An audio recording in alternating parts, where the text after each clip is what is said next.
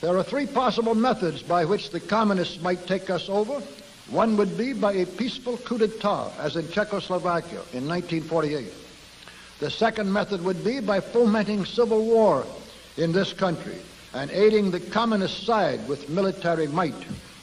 But there is a third method, which they are clearly relying on most heavily, and this is taking us over by a process so gradual and insidious that communist rule is slipped over so far on the American people before they ever realize it is happening. The process in that direction is going on right now, gradually but surely, and with ever-increasing spread and speed. A part of that plan, of course, is to induce the gradual surrender of American sovereignty, piece by piece and step by step, to various international organizations, of which the United Nations is the outstanding but far from the only example. But another part is the conversion of the United States into a socialist nation, quite similar to Russia itself in its economy and political outlook, before police state enforcement is ever introduced. The best way to explain the aim here is simply to quote the directive under which some of the very largest American foundations have been secretly but visibly working for years. This directive is so to change the economic and political structure of the United States that it can be comfortably merged with Soviet Russia. Now, here are the communist aims for the United States. 1. Greatly expanded government spending for every conceivable means of getting rid of ever larger sums of American money as wastefully as possible. 2. Higher and then much higher taxes. 3. An increasingly unbalanced budget despite the higher taxes. 4. Wild inflation of our currency. 5. Government controls of prices, wages, and materials, supposedly to combat inflation. 6.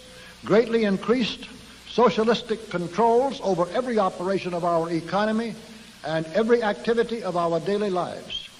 This is to be accompanied naturally and automatically by a correspondingly huge increase in the size of our bureaucracy and in both the cost and reach of our domestic government. 7. Far more centralization of power in Washington and the practical elimination of our state lines. There is a many-faceted drive at work to have our state lines eventually mean no more within the nation than our county lines do now within the states. 8. The steady advance of federal aid to and control over our educational system, leading to complete federalization of our public education. 9. A constant hammering into the American consciousness of the horror of modern warfare, the beauties and the absolute necessity of peace, peace always on communist terms, of course.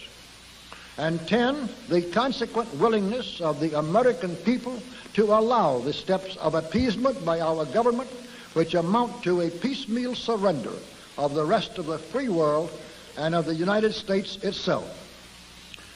In summary, gentlemen, we are losing, rapidly losing, a Cold War in which our freedom, our country, and our very existence are at stake. And while we don't seem to know we are losing this war, you can be sure the communists do. There is just one thing, only one thing in the whole world which the communists fear today. It is that despite their tremendous influence in our government and over all of our means of mass communication, the American people will wake up too soon to what has really been happening and what is now happening right under their very noses. The only thing which can possibly stop the communists is for the American people to learn the truth in time.